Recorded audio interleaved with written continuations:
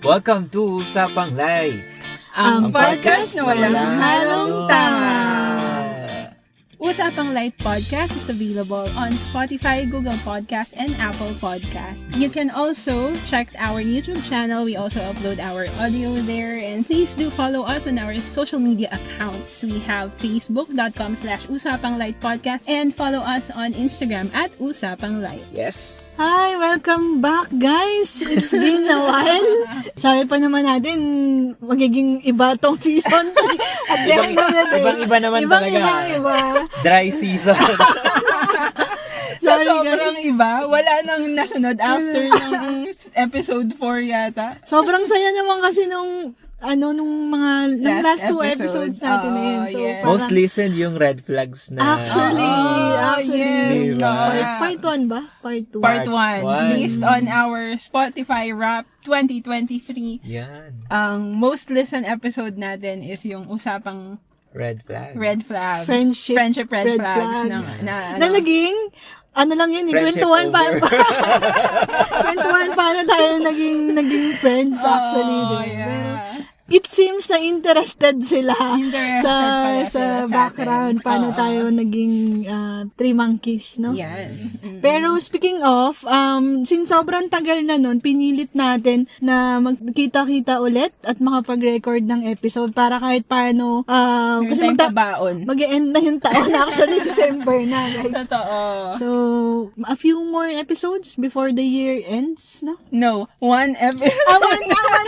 Okay, Hindi, awan. joke lang. Tingnan natin kung saan makarating ang usapan natin to. And mahirap mangako. Baka mamaya wala na naman tayo Mapako na sunod naman, mapako. na episode. Pero tama yung sinabi mo na, no? We are 1 month away from 2024. Ooh, At wow.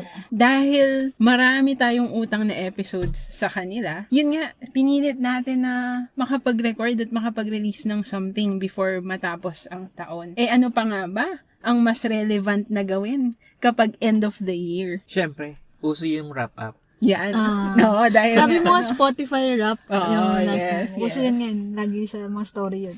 Speaking of wrap-up, ano ba mga nangyari ng 2023? Something significant na nangyari ng 2023? Masyadong, kumusta ba ang 2023? eventful. Masyado bang eventful? I-per month ba natin to? Para mas detailed? Ganyan. Why not? Ano Oh, let's nangyari go. sa- January. Ano ba nangyari ng January?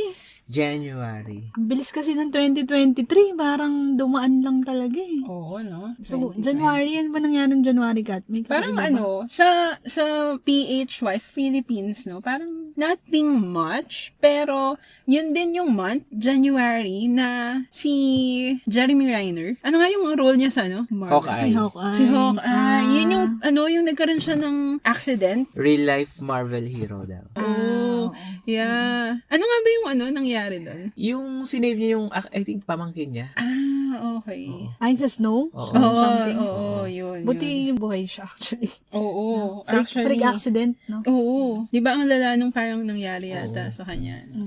Yun, January yun nangyari, pero parang recently lang, no? Ganun kabilis yung panahon talaga. Tapos, ano ba? Sa sports na, baka meron kang gustong ma-share, sige. January? Oo. I think yun yung yung idol ko, si LeBron James, na-reach niya yung 38,000 points. Oh. Kasi yan medyo... Sa entire, niya, no? Career. Sa career niya, 38,000 Ilang years? Sino ba ang most sa ngayon? Yung Siya most? na.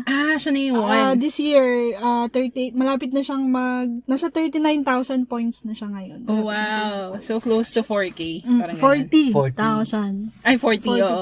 40,000. Close to 40. Siya yung may pinakamaraming points sa buong history ng NBA. Oh, wow. Idol ko Sino yan. yung pumapangalawa sa kanya? Meron I bang think si Karim. Si Si Jabbar. Karim. Karim. Na before, akala ng karamihan, wala nang makaka-reach nung number na yon. Siya yung So, number 1 previously, si Karim, di ba? I'm not sure pero I think so. Ah. Kung mali, na lang, comment. Disclaimer, So, hindi po namin sigurado, wala kaming pang-google ngayon. So, yung record na yun, akala ng karamihan, hindi na ma-reach ng iba.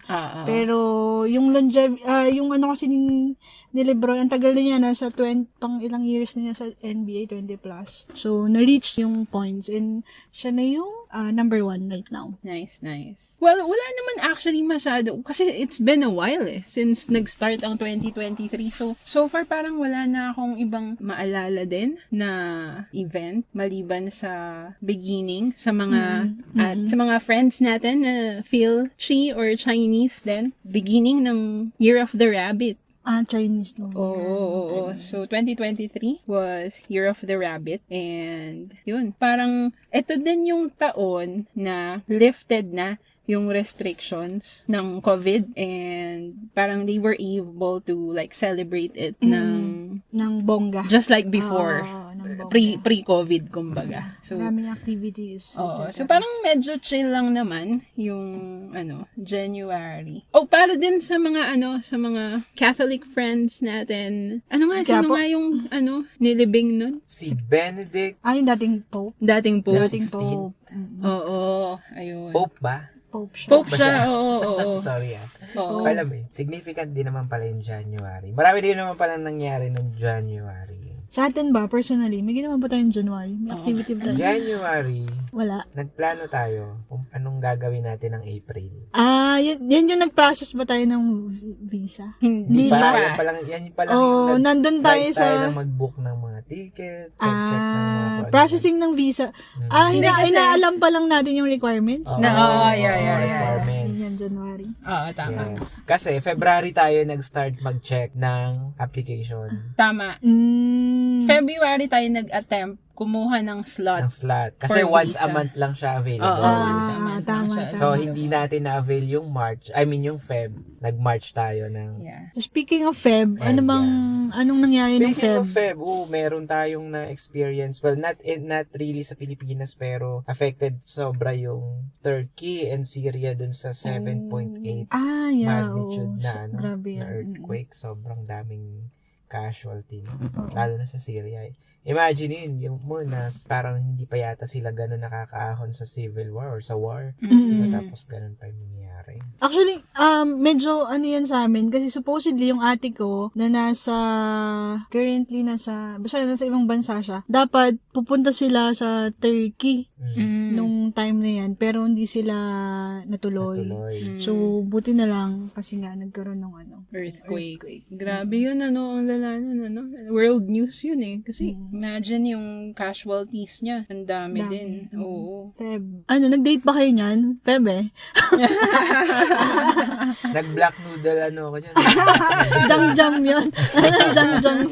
Nag-jam-jam yan tayo. Yung mga hindi regular listeners dyan, joke lang. Magigets nyo yung story behind that black noodle. Tama ba? Black noodles? Oo, black noodle something. Wala rin. Hindi masyadong sa atin yung Feb. Nothing much. Pero yun Mga yung bitter. Hindi, yan yung, di ba nag-aasikas tayo ng Visa. Sa visa, sinong gigising ng maaga, sinong mag-check. Yeah. Actually. Okay, sige. Para dun sa mga hindi na napakinggan yung mga previous episodes natin, just to give them a context. So, towards the end of 2022, nag-book tayo ng flight to Korea. And so, Nang walang visa, correct. So, kumaga yung first quarter ng 2023 natin were spent on planning, visa application, booking ng accommodation, planning ng activities, itinerary, and all. So, yun po yung binabanggit namin kanina. Correct. So, basically for us, yung January, Feb, hanggang March, ang meron lang sa mundo natin nun ay kailangan natin makapunta ng Korea na April. Oo.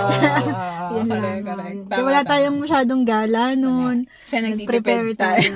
Nagtipid. Tipid mode. March? Ano namang meron nung March? Hindi pa tayo ka lang. May ano pa nung Feb eh. Yung, ano nga ba yun? Super Bowl? Hindi ako masyadong interested kasi sa Super Bowl. Pero yan yung yung low-key in-announce ni Rihanna na buntis siya, diba? So, it's sa Twitter. Oo. Yung nag-perform siya while she's pregnant na While pala. she's pregnant. Pero nakalabas yung tiyan niya. Kitang-kita na yung baby bump yeah. niya, no? Tapos, ang dami nang nag-cover nung sayaw niya, nung dance stuff niya. Ang dami nang gumaya, ganon. Yun yung, so far, yun yung February natin. Tapos, syempre, ang next sa Feb ay March. Grabe, no? Iniisa-isa.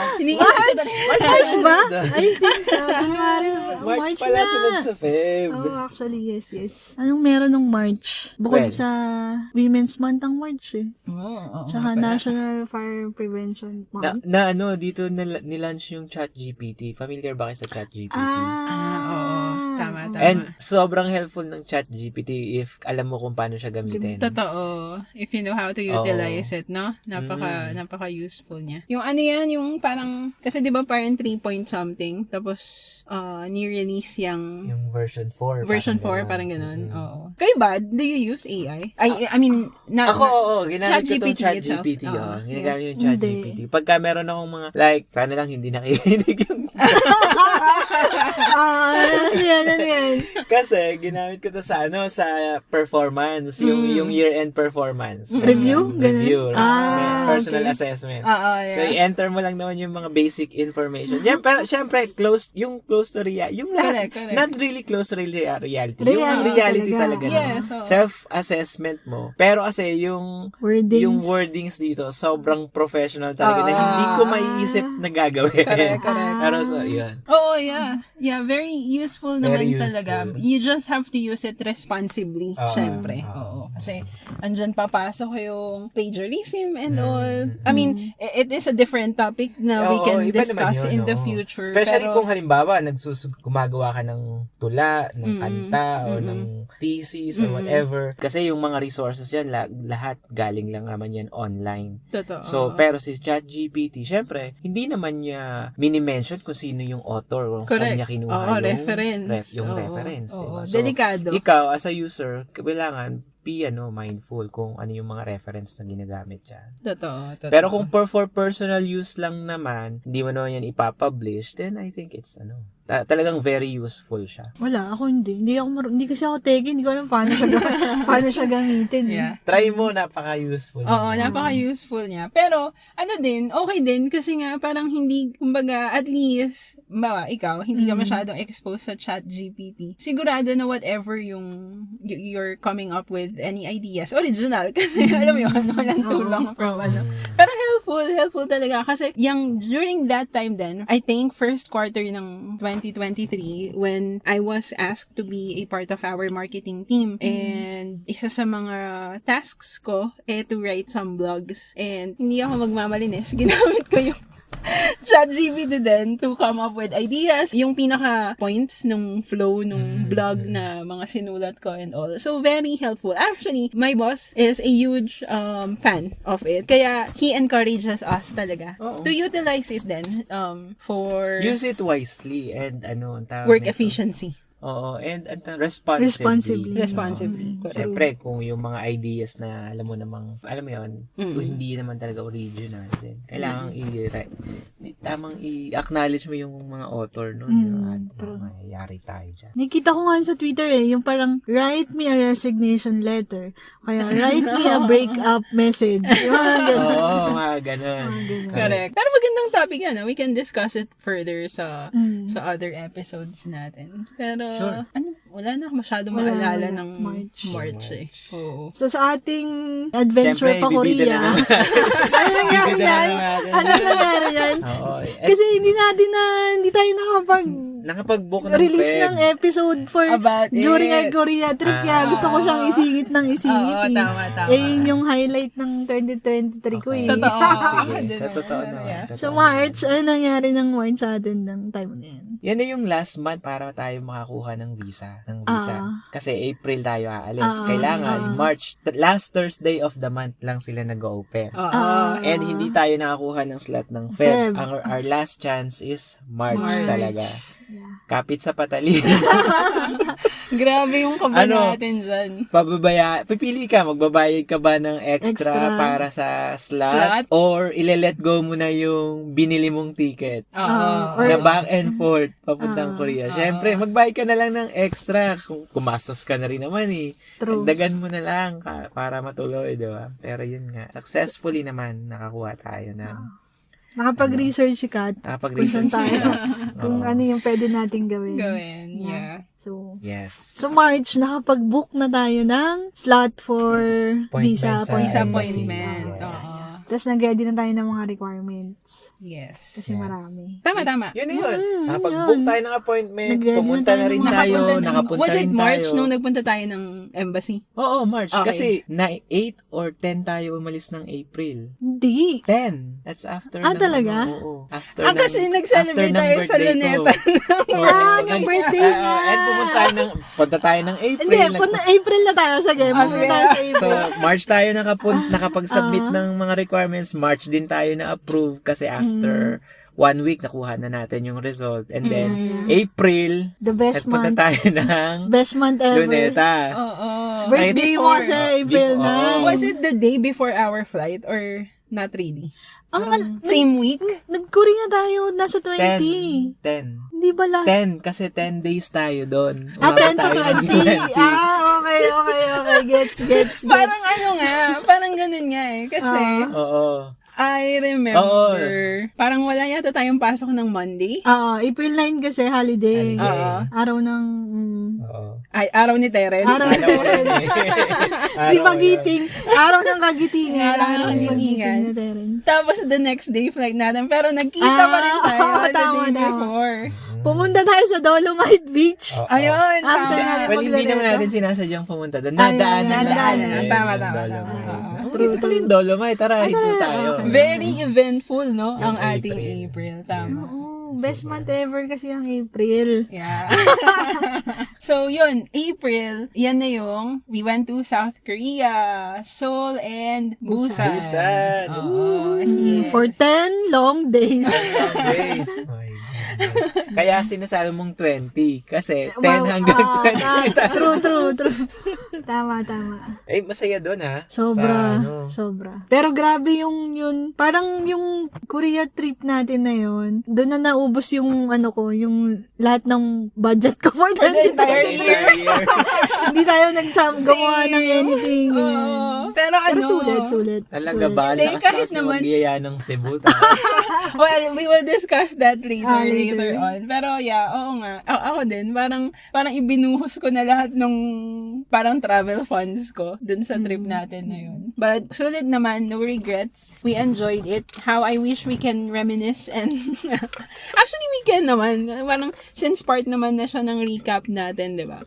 Parang, sige, ano na lang. Doon, yung training ground ni Katrina sa spicy food. Yes. Yes, true. Ngayon, sabi niya, akala ko sa pagtitiktok, wala na.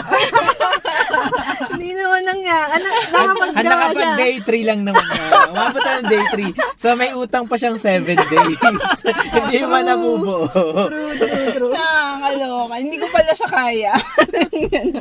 I realized, hindi pala talaga ako, pang TikTok. Recap na lang natin din yung trip natin. Ano tayo? Singit na natin. Ito na lang. Ano yung highlight ng Korea trip? Ano yung highlight nyo dun sa Korea trip natin? I mean, the Korea trip itself is the highlight for sure of our 2023. Pero ano yung pinaka nagustuhan nyo dun sa trip natin? For me, lahat Gusto ko lahat Ako, siguro sa akin yung mga food. Food, sabi ko na yun ang isasagot ni Terence. Talagang na-enjoy mo yung food. Na-enjoy ko yung food. Ako food rin, kasi may ginawa ako sa Pero, ang pinaka nagustuhan ko yung hike na ginawa natin. Kahit na... Natapilo ka? Kahit natapilo ako before. Hindi ka pa nga nagsimula. Bakit pa lang natapilo ka na? Hindi, wala pa tayo sa gate. Wala pa sa gate. Kabababa pa lang ng bus. Natabilo ko na. Enjoyed na kaloka. Enjoyed na agad. Kasi hindi natin siya usual na ginagawa. Yung mga nagta-travel din to Korea, hindi rin siya usual na ginagawa.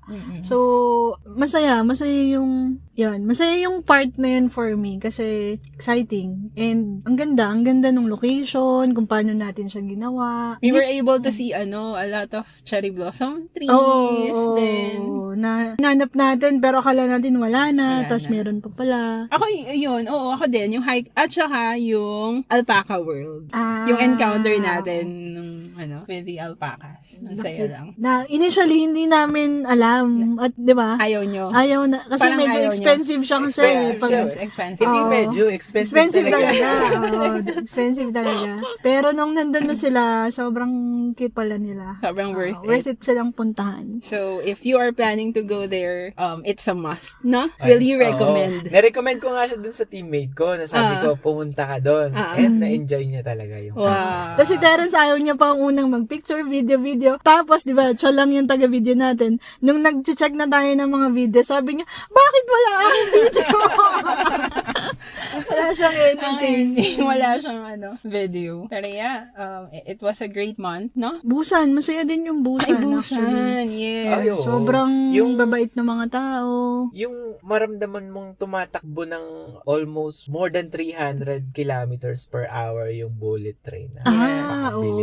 Grabe, no? Yung corail nila, no? Grabe. Yun nga yung, di ba magkatabi kami ni Terence, tas kayo ni Mean. Chine-check namin yung speed nung train natin. Talagang pumapala ng 270, 280. Grabe. Umakit pa nga ng 300. Umakit pa ng 300. Pero, pag titignan na namin yung speed, pag titingin kami dun sa labas, sa bintana, akala mo, yung normal 100 lang, ganyan. Yung speed, oo. Pero, hindi mo alam from outside talagang bullet talaga yung natin, yung move natin. Pero yes, Busan is wonderful. Yeah. Food, soju. After. Saan kayo nag-beer? Busan, doon din sa chicken Busan, and beer. chicken Chicken and beer tayo. Yun yung may napakaanghang na chicken feet. Oo. Yung sabi, spicy no, not so chicken. spicy. Tapos, mangiyak-iyak. Mangiyak-iyak siya. Talaga. Sobrang anghang. Yung anghang niya pati ang tagal Mag-subside. Mawala. Oo. Kaya Pero tumibay inubos pa sikat rin naman doon. natin. Tumibay sikat doon. Tumibay sikat doon. Nangingi na ng hot sauce ngayon. At eto pa, pansin ko nung last time, nagdadagdag pa, sabi ko, hindi maanghang. Tumaas ang tolera. Wala siyang choice eh. Tumaas. Na-train ako sa South Korea ng yung palate ko sa maanghang. Pero yeah, it was a great month for us, for all of us. Kasi birthday month niya din dalawa. So, yes. Ayun, saya. Kaya pagbalik, birthday ko, wala na akong ginawa. Wala na akong pera. Wala akong Nauna na yung celebration. Ganon. Moving on, ano ba ang kasunod sa kalendaryo ng April? Very eventful. Well, ano ba? Ano nangyari? May. Ni-release ni Ed Sheeran yung album niya. Yung pinaka-recent? Ito, yung subtract. And for our listeners, if consistently listen to us, they know na lahat tayong tatlo ay favorite fan si Ed pero Sheeran. Before that, although na-announce naman na yun, pero before that, nanalo siya dun sa lawsuit. Yes! Against him. Ano bang case yun? Yung parang... Yung kay Marvin Let's Get It Gaye, On. Let's Get It On, na parang copyright infringement.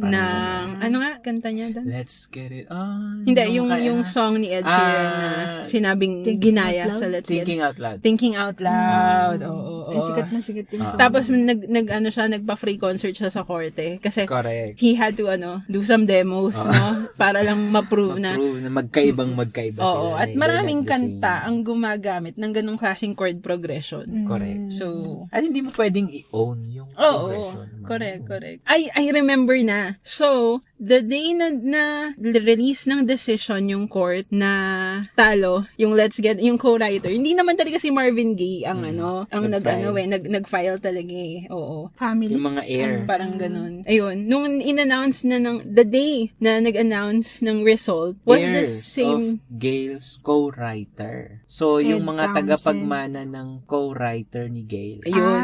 Martin Gaye. Ayun. File ng lawsuit. Hindi pa mismo actual kamag-anak ni Marvin Gaye. Kundi, yung co-writer ni Marvin Gaye.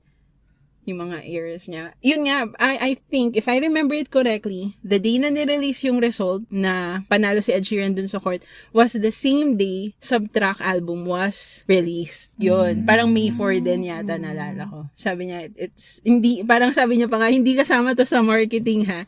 It just so happened na na-release yung album ko the day na nag-announce nga. Nagkataon lang. Oo, tapos yun yung tumungtong siya doon sa isang sasakyan, tapos tumugtog siya sa harap nung mga fans niya sa labas. Oo, yeah. So, yeah. Ed Sheeran found not guilty. Congrats, Ed. Tapos, yun din yung dineclare ng World Health Org na wala nang pandemic, tama ba? O nag-end na siya? Or what? Ano ba? Ewan ko, sabi nga may mga nadadiagnose pa rin ng COVID kahit December na. Pero hindi so, na siguro siya. Yung restrictions, ganyan. Yung before kasi sa public transport, kailangan mo pang face mask pa rin. Pero nung time na yan, may sinabi nila na na lang, common flu. Relax. Voluntary na lang if gusto mo, pero hindi ka na sisitahin. Dati kasi sa MRT, before that time, bawal ka pang magtanggal, tapos bawal makipag-usap, bawal sumagot ng phone. So, during that time, inalis na nila yung mga ganong restrictions. Voluntary na lang. So, hindi na siya, kumbaga parang hindi na siya global health emergency. Pero yun nga, significant threat pa rin naman siya. Up to now, until now naman. Pero hindi na siya kasing lala before. Nung fresh year, nung first, second year ng COVID, di ba? Actually, kaya feeling ko ang bilis ng 2023. Kasi ito yung year na bumalik na halos sa normal, quote unquote, yung buhay natin, nagawa na natin lahat, mag-travel. Busy na mga tao. Hindi na napamalayan yung time na. Kaya sobrang bilis niya. Next day na pala agad. Kaya sobrang bilis niya. Bumalik na lahat ng mga usual activities natin. One thing that I realized din, nung pandemic, sabi ko, bakit nga ba ako nakasave nung pandemic? Kasi yun nga, hindi nga ako lumalabas ng bahay, wala tayong binibili, puro essentials lang, walang biyahe, walang ano. Tapos sabi ko ngayon, bakit parang wala akong savings? True. Kasi yun nga, kasi we're back na. Ako naman ang tanong ko, bakit nung pandemic wala akong naipon? Nasa bahay lang naman ako. Alam mo ang ginawa mo? Babayad ng rent, ng apartment, walang binabayaran. Nasa bahay. Nag-install ka kasi ng Shopee, Lazada. yan. Feeling ko yun ang ginawa mo. Nagpabudol ka sa mga e-commerce. Yun. Kaya wala kang ipon ng pandemic. Pero sa usapang pop culture ha, May was also the month na ni-release ang very controversial Little Mermaid na pinagbidahan ng isang black. Yan. Kasi before, yung mga white and blonde, lang. Tapos, Tama ba? may nakita pa akong comment na galit. Bakit daw si Halle Berry? Si Halle? Halle Berry. Si Halle Berry. Halle Berry. Parang inano siya, bakit ikaw? Tanda mo na. Yeah. Sino pala? Si Hailey Bailey? Bailey? Hailey Bailey? Hailey Bailey. Film ba yan? Hindi naman. Hindi. Black American. Kasi 'di ba parang yun nga yung inclusivity very na siya ngayon sa mga panahon ngayon very important na. So yung tinatanggal na yung ang tawag doon, stereotype ng na. True. Dapat pretty, maputi, blonde, ganyan yung mga gumaganap na princess sa Disney. So this is something na I think beyond norm dun sa nakasanayan. Kaya siya nag-create ng controversy kasi nga marami ring nag-react, diba? Yung mga gusto pa rin na mag-follow yung dati. Oo, i-keep pa rin yung dating tsura ni Little Mermaid. Pero okay naman siya sa box office, tama ba? Naging successful naman siya. Hindi na ako Oo.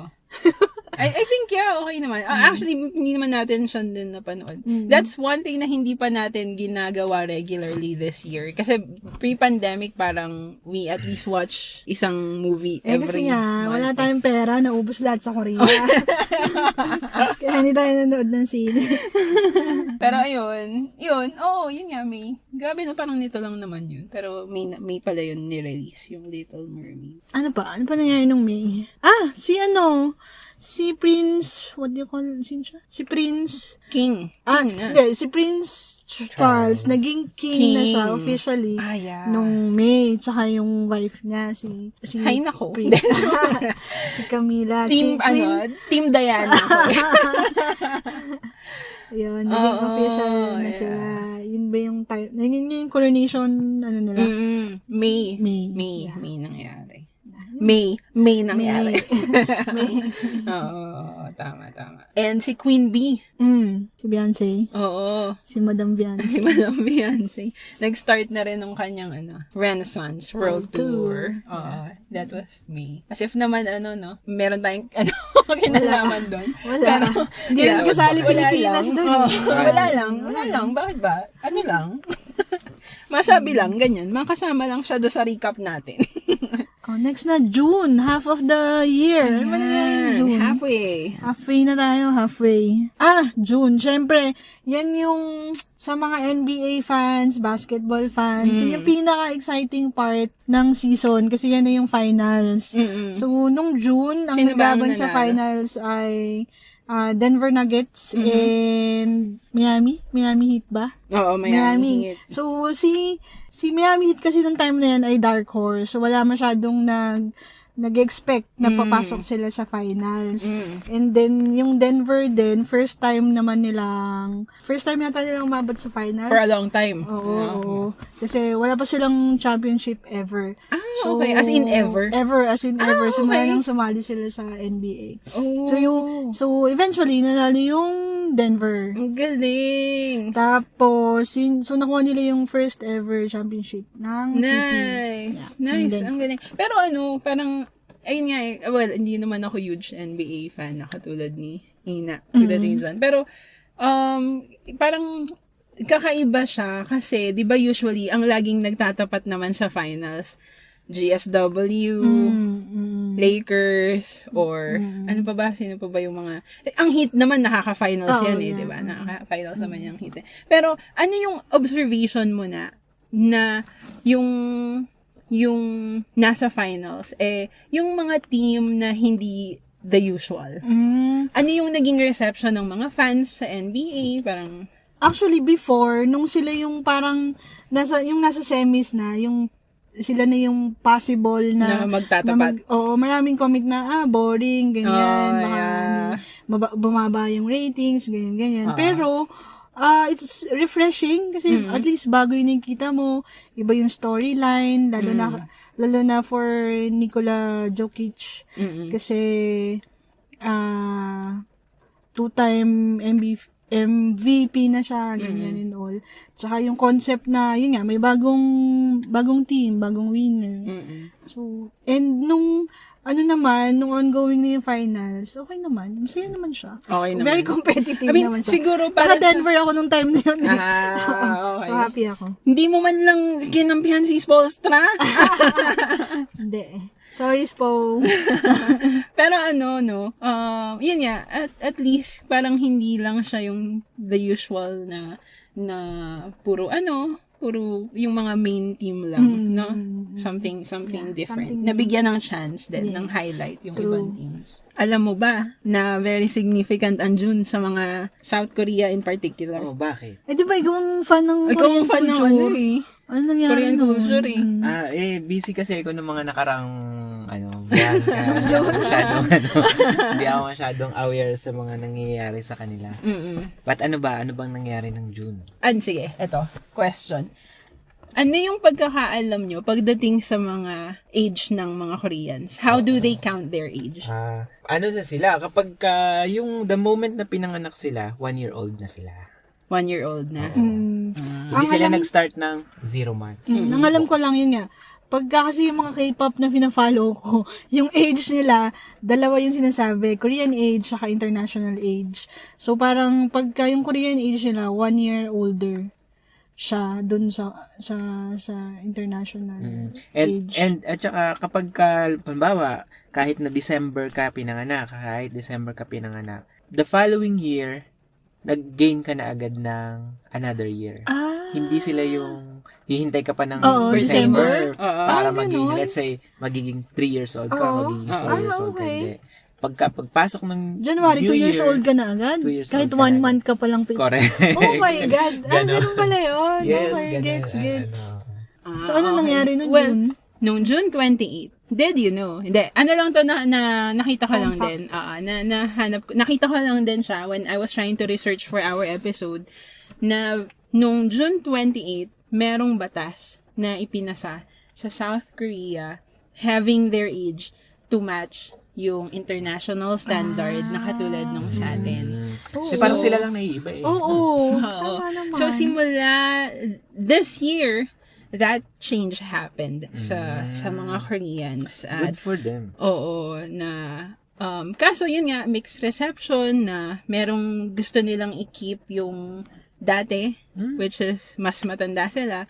Pero yun nga, imagine... Importante kasi sa kanila yung sa Korean culture, importante yung seniority. True. Ayun. But, yun nga, yung president nila pushed strongly for the change. Yun. So, finally, this year, it happened, which is nung last June nga this year. Imagine mo, no, bumata ka ng isang taon. Yung iba, dalawang taon. Exactly. Lalo na yung mga December. 1 or 2 years. Yun nga. Pinanganak, diba? So, Later. yun. So, South Koreans become younger under the new age counting law na pinatupad. So, pareho na ang mga K-pop artist natin. Oo. Parang, can you imagine that? Parang sanay ka na sabihin mo, ilan taong kaya, ganyan. Oh, 22 lang. Ay, hindi, 21 lang. True. Pero ang downside niya, halimbawa, ang sa drinking age. Oh, yeah. Halimbawa, drinking age 21. Tigal ka na eh. Bawal ka na ulit uminom. Antay ko ulit na Isang taon. Bad trip. Yun lang. Downside talaga yung drinking. Syempre, isa yun sa mga iniisip ko lagi.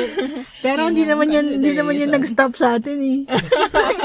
18 ang drinking age sa Pilipinas, di ba? First year high school ka pang grade 6 umiinom ka na eh. Tumutoma ka na doon sa ilog eh. Yung problema mo yan. Hindi, wala pa tayong pambili ng inumin no. Kaya nga second year. Puro gin yung iniinom nyo nun. Gin pomelo.